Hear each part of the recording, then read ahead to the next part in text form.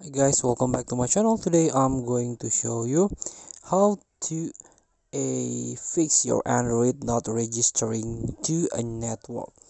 So all you have to do, or if you have this problem, all you have to do is open the setting button, and here try to tap the SIM card and mobile data.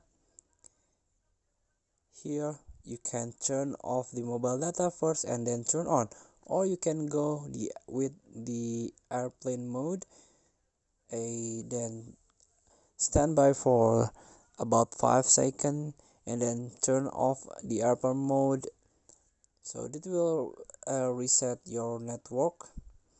Or if you did not fix, you can go with the connection and sharing here and try to search the a network from here, or you can go with the carrier first. Here you can try to edit access point names or try to search the carrier manually here searching.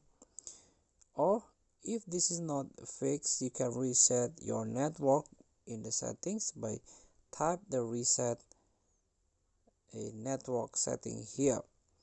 So you can reset Wi-Fi, Bluetooth and mobile network setting here. So make sure your problem is fixed. So please feel to try. Thank you for watching. Don't forget to comment, like and subscribe, and click the button below. See you in the next video.